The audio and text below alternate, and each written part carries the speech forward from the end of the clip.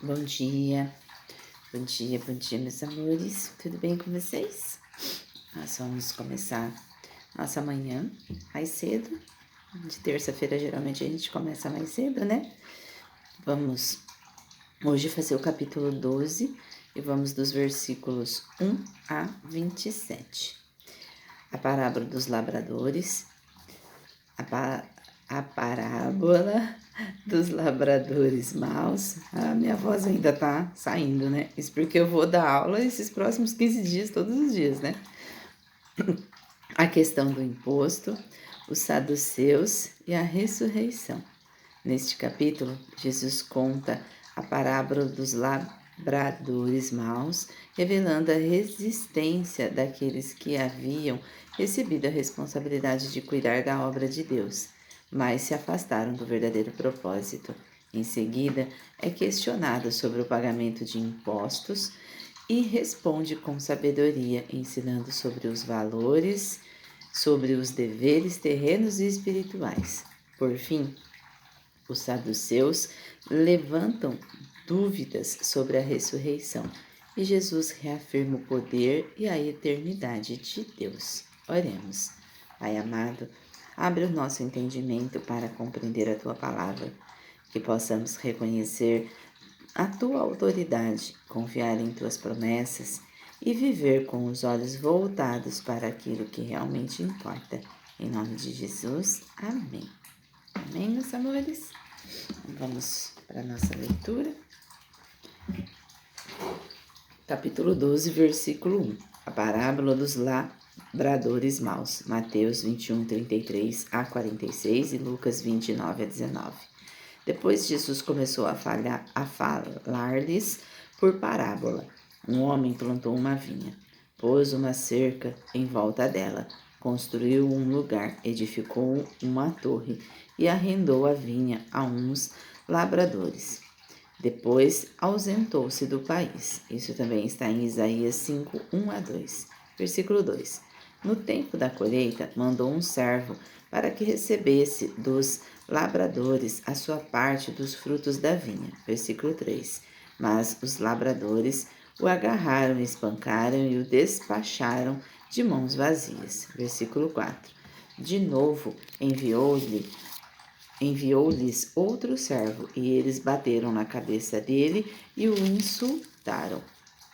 Versículo 5. Mandou ainda outro servo, e a este mataram. Muitos outros lhe enviou, dos quais espancaram uns e mataram outros. Versículo 6. Restava-lhes ainda um, o seu filho amado. Por fim, mandou o filho pensando: o meu filho eles respeitarão. Versículo 7. Mas os tais lavradores disseram entre si: este é o herdeiro. Venham, vamos matá-lo, e a herança será nossa. Versículo 8. E agarrando o filho, mataram-no e o lançaram fora da vinha. Versículo 9. Que fará, pois, o dono da vinha? Virá exterminar aqueles lavradores e entregará a vinha a outros? Versículo 10. Vocês ainda não leram esse trecho da Escritura. A pedra que os construtores rejeitaram, este veio a ser a pedra angular. Versículo 11. Isto procede do Senhor e é maravilhoso aos nossos olhos. Isso também está em Salmos 118, 22 a 23. Versículo 12. E procuraram prender Jesus, porque entenderam que ele havia contado essa parábola contra eles, mas temiam o povo. Então eles o deixaram e foram embora. A questão do imposto. Mateus 22, 15 a 22 e Lucas 20, 20 a 26. Versículo 13. E enviaram a Jesus alguns dos fariseus e dos herodianos, para que o apanhassem em alguma palavra. Versículo 14. Chegando, disseram-lhe: Mestre, sabemos que o Senhor é verdadeiro e não se importa com a opinião dos outros, porque não olha a aparência das pessoas, mas, segundo a verdade, ensina o caminho de Deus. E é lícito pagar imposto a César ou não? Devemos ou não pagar? Versículo 15. Mas Jesus, percebendo a hipocrisia deles, respondeu: Por que vocês estão me pondo à prova? Tragam-me um denário para que eu o veja. Versículo 16. Eles trouxeram, e Jesus lhes perguntou: De quem é esta figura e esta inscrição? E eles responderam: De César. Versículo 17. Então Jesus disse: Deem a César o que é de César, e a Deus o que é de Deus. E muitos se admiraram dele. Isso também está em Romanos 13, 7. Os saduceus e a ressurreição. Mateus 22, 23 a 33 e Lucas 20, 27 a 40. Versículo 18. Então, alguns saduceus que dizem não haver ressurreição, aproximaram-se de Jesus e lhes perguntaram. Isso também está em Atos 23, 8. Versículo 19. Mestre, Moisés nos deixou escrito que se um homem morrer e deixar mulher sem filhos, o irmão desse homem deve casar com a viúva e gerar descendentes para o falecido. Isso também está em Deuteronômicos 25:5. Versículo 20. Havia 7 irmãos. O primeiro casou e morreu sem deixar filhos. Versículo 21.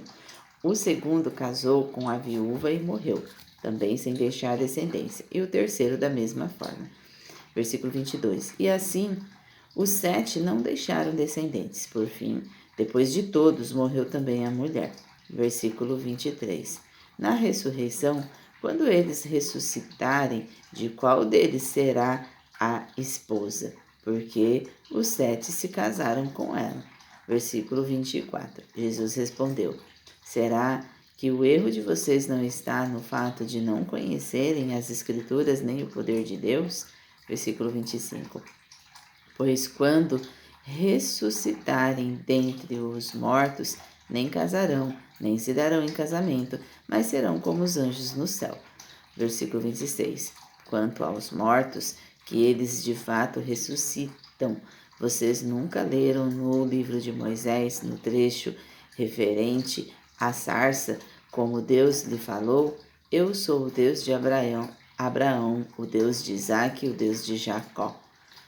Versículo 27. Ele não é Deus de mortos e sim Deus de vivos. Vocês estão completamente enganados. Isso também se encontra em Êxodo 3, 6. E hoje a gente para a nossa leitura por aqui. Amanhã a gente termina esse capítulo. Analogia. Nesse trecho, diferentes pessoas se aproximam de Jesus com perguntas difíceis. Alguns desejam aprender, outros querem colocá-lo à prova. Mas Jesus responde a todas elas com sabedoria e verdade. Na parábola dos lavradores, aprendemos que Deus nos confia talentos, oportunidades e responsabilidades. Tudo aquilo que recebemos deve produzir frutos. Na questão do imposto, Jesus ensina que existe um equilíbrio entre a vida terrena e a vida espiritual. Vivemos nesse mundo, mas nosso coração pertence a Deus. Já os saduceus tentam compreender a eternidade usando apenas a lógica humana. Jesus então os convida a enxergar além do que os olhos podem ver. Talvez a maior lição desse trecho seja: quando colocamos Deus no centro da vida, aprendemos a viver o presente sem perder a vista da eternidade. Muitas dúvidas às vezes nos surgem durante o dia. Muitas vezes a gente tem dúvidas dentro de lógicas humanas, mas para Deus a compreensão vai muito além, pois a sabedoria de Deus ela está além da nossa consciência, daquilo que podemos enxergar e compreender humanamente falando. Por isso que às vezes a gente precisa permitir que Deus traga essa compreensão ao nosso coração. E às vezes não é ter a certeza de algo, mas sim a fé de que aquilo está presente e que aquilo vem de Deus, mesmo que humanamente seja impossível compreendermos. Porque às vezes, quando a gente coloca Deus no centro da nossa vida, a gente começa a viver mais o presente, para que assim a gente possa chegar num futuro que a gente não entende no período do hoje, mas poderemos compreender no período do amanhã, se assim permitirmos que Deus vá trazendo essa sabedoria para a nossa consciência. Amém? Reflexão do dia. Tenho utilizado os dons e oportunidades que Deus me confiou para produzir bons frutos? Será que os dons que eu tenho, que Deus me deu de curar, de falar, de ensinar, de demonstrar a fé, tem produzido bons frutos? Será que o talento que eu tenho para cozinhar, de repente para limpar, está ajudando uma pessoa? Está auxiliando uma pessoa? Meu coração está preso apenas às preocupações deste mundo ou também voltado para as promessas eternas? Será que eu consigo passar pelas atribulações do dia a dia sem me preocupar tanto e ter mais ênfase no que Deus está me dizendo? Ou eu vivo preocupado dia a dia sem sequer ter essa confiança e essa fé que existe um Deus maior? Que assim será de forma como Deus tem feito dentro das promessas que Ele me faz no dia a dia, que Ele vem nos trazendo no dia a dia. Precisamos refletir sobre o que realmente prevalece na minha vida diariamente. Preocupação ou fé? Confiança ou inquietude? Amém?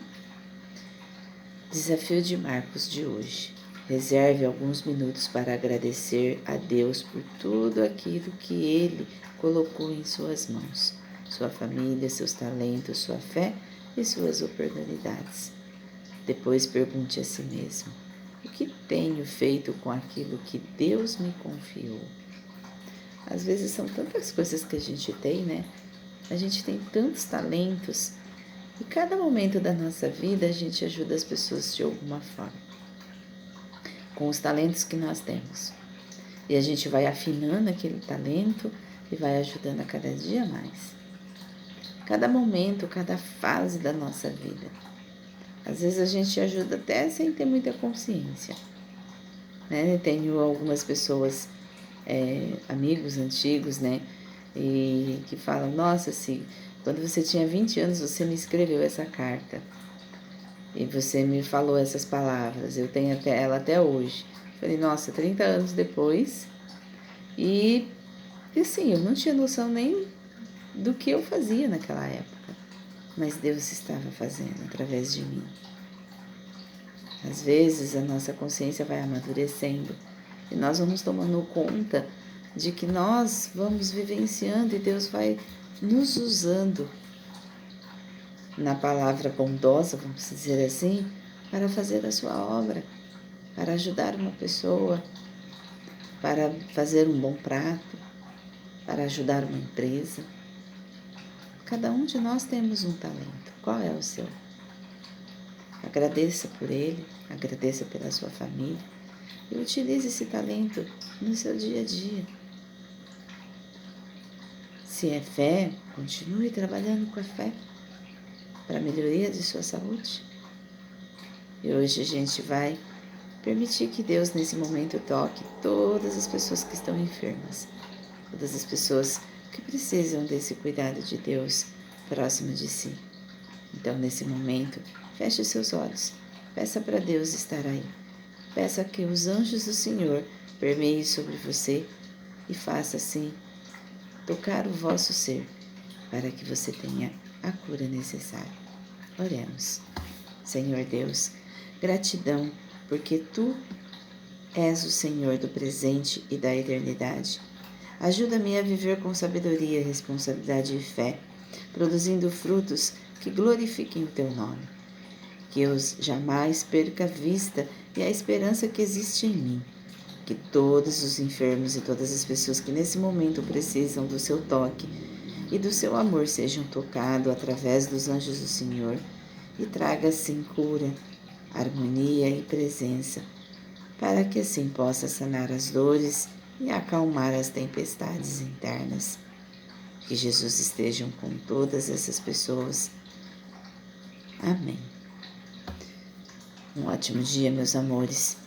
Lembre sempre, quem vive para Deus aprende a cuidar da terra sem esquecer o céu. Amém? Quem vive para Deus aprende a cuidar da terra sem esquecer os céus. Lembre sempre dele. Até amanhã.